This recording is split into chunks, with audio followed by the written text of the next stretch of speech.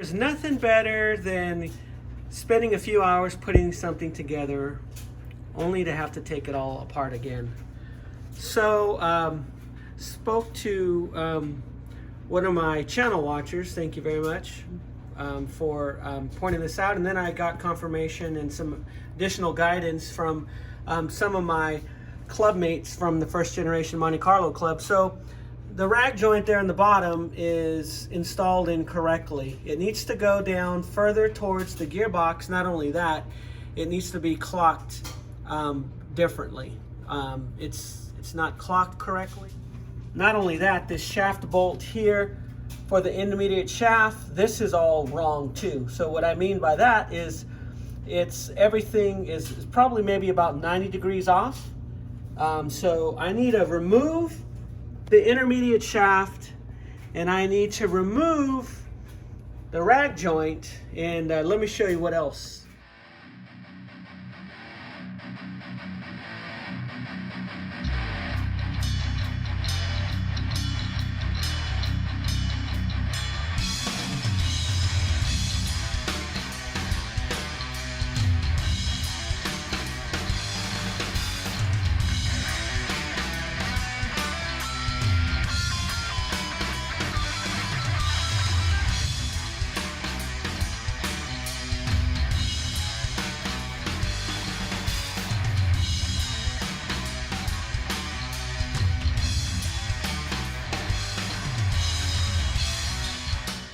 In addition, this in the steering wheel, this notch here, this needs to go straight up.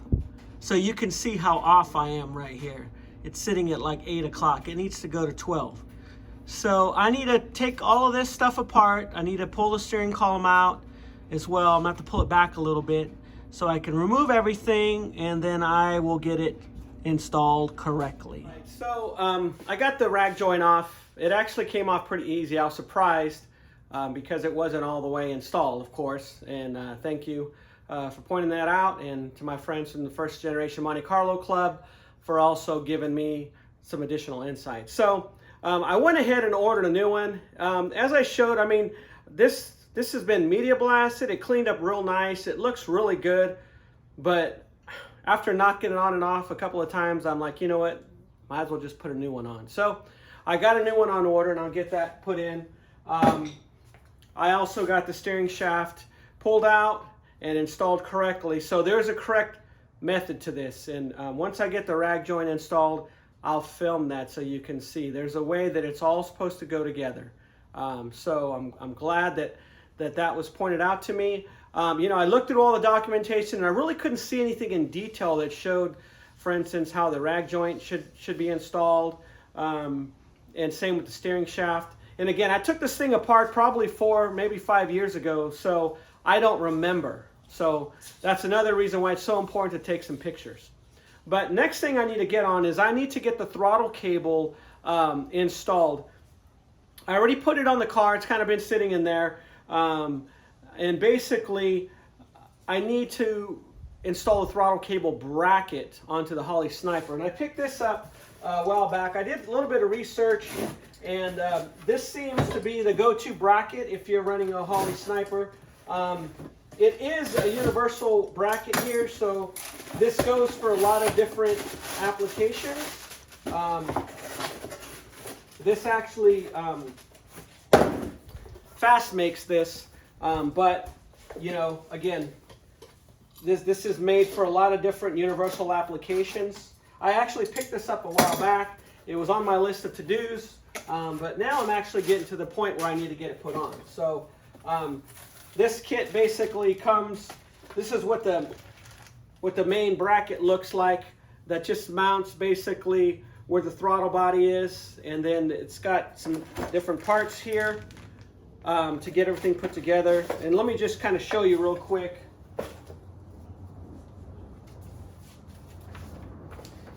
This is basically everything that we're looking at that comes in the kit. So I wanted to show you guys this. I just need to get it put together, and then we'll see how it turned out. Okay, so basically what you do is you need to take these nuts off of the studs here, and then the main bracket goes over these studs. So thankfully I didn't have this torqued down all the way. You know, I put this on a long time ago. This is a Super Sniper, and they already have the Sniper 2 out, but Super Sniper has more options. Again, a bunch of options that I did not need, but I didn't know that I was buying a Super Sniper. I just bought it. So, but it does have a bunch of extras on it, nitrous control and controlling multiple fans and all kinds of other goodies. So let me get this on. So you can see this is built just to go around the, fits right around the throttle body just fine. Nothing's in the way there. And next thing we're gonna do is just get these put back on.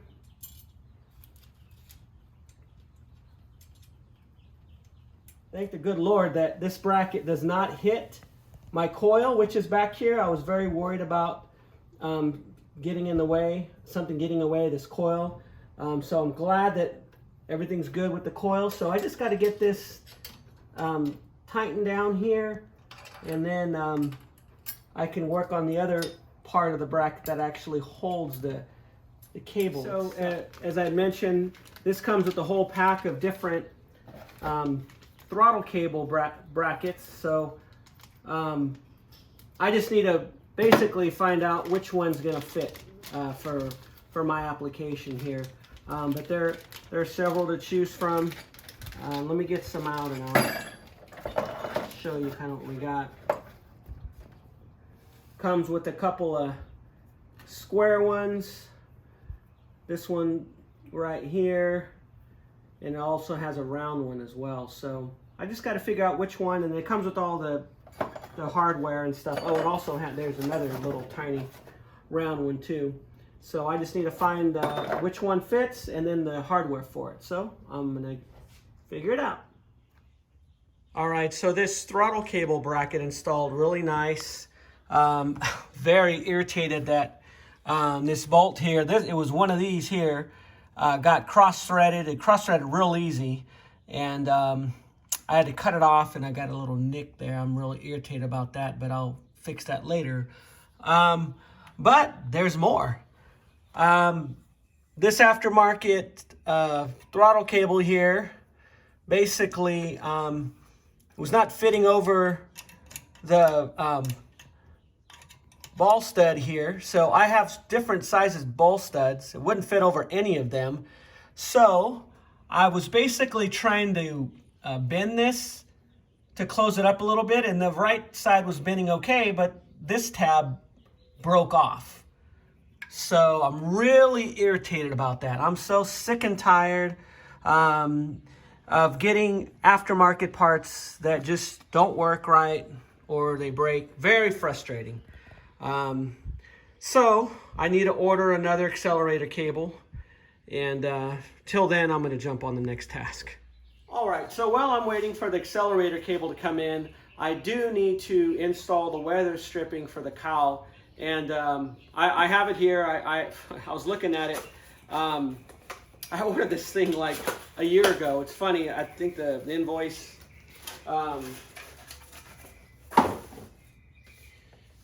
invoice says February of 24. So and I got the car out at the end of February of 24. I honestly thought that I would get this car put together in maybe 6 months at the most.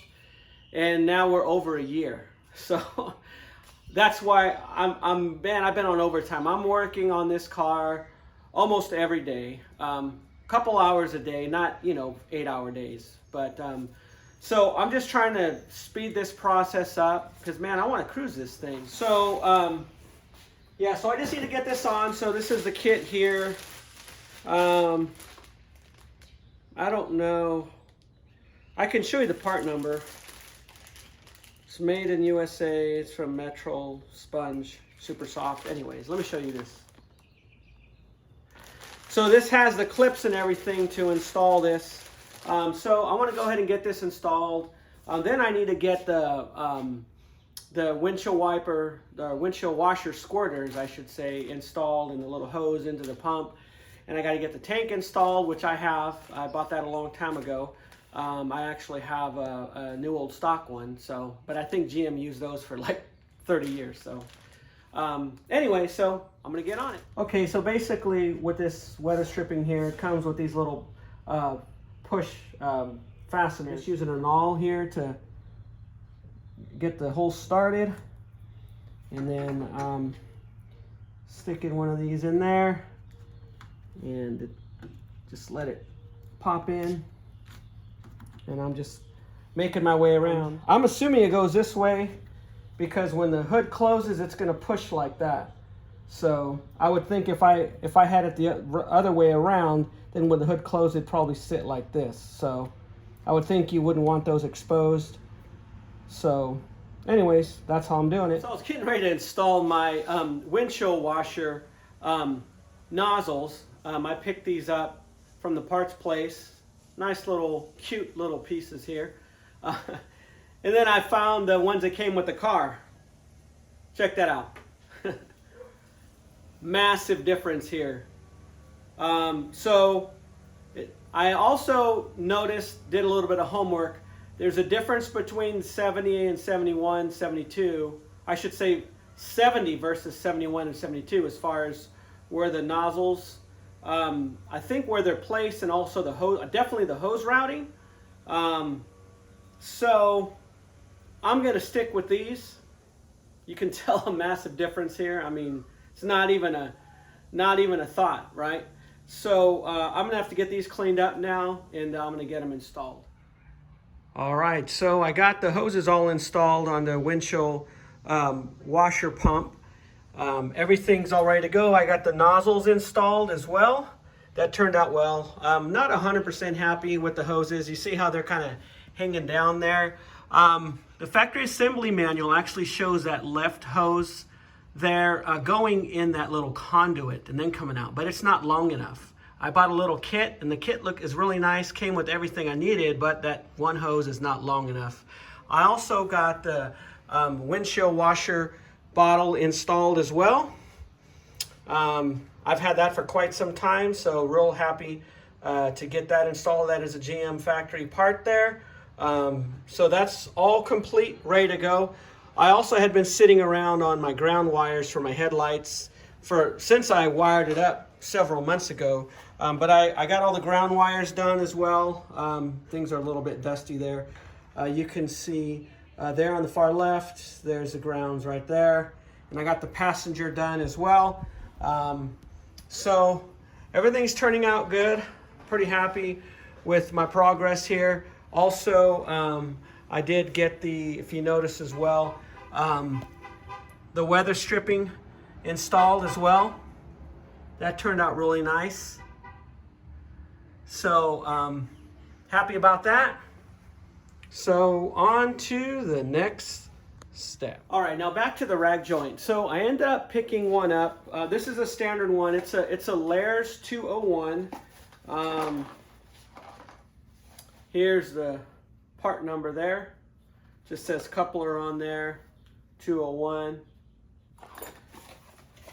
And so what I'm going to do basically is I'm going to get this fitted on here. Pretty nice unit. I have noticed just comparing the two.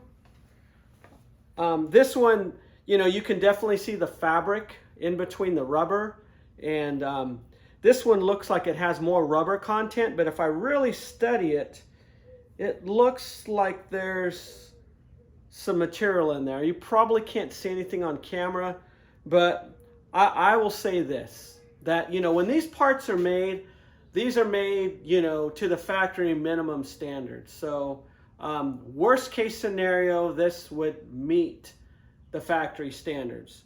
So nowadays, with technology, materials are made a lot better. So again, this one that came on the car is in real good shape, but I'll have to clean it up again, paint it, let it sit overnight. And this came in pretty quickly, so I'm just going to go ahead and install this one. But one thing that I am going to do different though is this aftermarket one basically came with the bolts are regular standard bolts. You know, you see how they have the shoulder on them, and that's fine. But on the factory rag joint, these bolts are different sizes as far as the shoulder on them and how they fit in.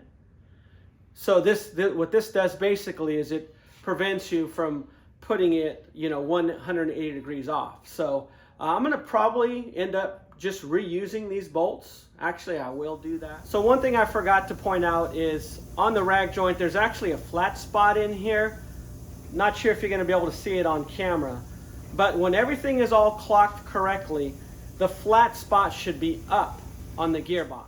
All right, I have the rag joint installed. Came out good. This right here is the correct position for that bolt there on the end of the steering column there on the intermediate shaft. And so I'm good to go on here. So I'm glad I got that taken care of. Let me go inside real quick. As you can see, this notch here is at 12 o'clock, so I'm good right here. I left the steering column loose because I may need to lower it a little bit to connect the wiring. So I'm gonna work on that right now. All right, so I've got all the wiring done under the steering column with the exception of this Turbo 400 kick-down feed wire. It's a power wire that goes to the switch over here by the gas pedal. See if I can find something to point at for you guys. Right there, that switch. That switch has two plugs on it. I do have a wire harness, the factory wire harness that I bought, a reproduction. But I'm still trying to figure out how that goes together with this pink wire. I got to work on that. But other than that, everything for the steering column is all connected to my American Auto wire harness. The harness also has a accessory for like power windows and all that, and I have that wire tied up there on the top. Not sure if you can see it or not, but it's up there on the top, and I just need to move on to the next step. But I'm really glad that I got all that wiring done for the steering column. So on to the next step. All right, so one thing I wanted to end up getting knocked out is installing my heater hoses. So I actually found some GM licensed heater hoses. I know you can get some, you know, that have a stamp, but I'm not sure if it's all from the same source or not. But these are actually GM approved heater hoses. They got the little logo there, thing there. But these heater hoses basically are licensed by GM. And let me get them open. They have the correct markings on them. And you know, I'm doing a resto mod here, so obviously I got the Holley Sniper and a bunch of other stuff on there. But I really, when you pop the hood and you got the air cleaner on, I really want it to appear factory as much as possible.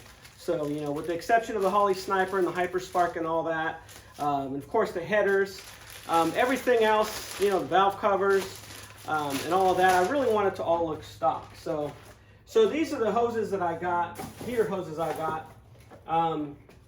You can see here they have the GM marking just like the factory did. So this came with both sizes, 5/8 and I think maybe 3/4, 5/8 and 3/4. I also, again, I want it to look factory as much as possible under the hood. So I ended up picking up some factory correct hose clamps as well. These are the same style of clamps that they, you know, would have used back in the day. So I want everything to look factory. So I'll show you guys what these look like. So I'm gonna get these slapped on, so stay tuned. All right, I got the heater hoses all installed. Everything turned out really nice. It was a little tight back there in the corner using the factory style hose clamps, I should say. But I did end up getting it working. I just used an extension and a swivel to get to that lower one down there. I got the factory bracket here. Everything looks really nice. I did notice in the factory assembly manual that there is a bracket that goes right here. Let me grab it really quick. Okay, so it shows for a bracket right here on some of the options basically, and the bracket basically grabs these two hoses. But it doesn't show this valve in the diagram.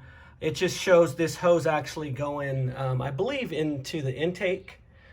So this bracket doesn't seem like it's gonna work for this. So I gotta figure something out as far as cinching these hoses together. But other than that, it turned out really nice. And I'm very impressed with the way things turned out. It took a lot longer than I thought it was gonna take, to be honest with you. I've been out here all day. But again, just want to show you again the rag joint and the intermediate shaft and everything. Everything turned out real nice with that. I still need a touch up. There's a couple, you can see some scratches on the intermediate shaft there. But I'm going to touch those up, not a problem. And what's important, where the intermediate shaft goes into the steering column, that bolt position is very important. That's how you know that you're good to go.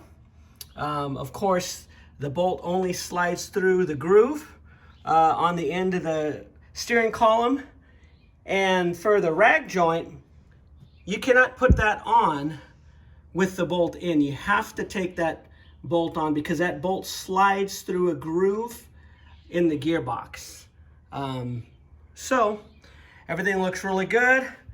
Thank you for watching. Please like and subscribe.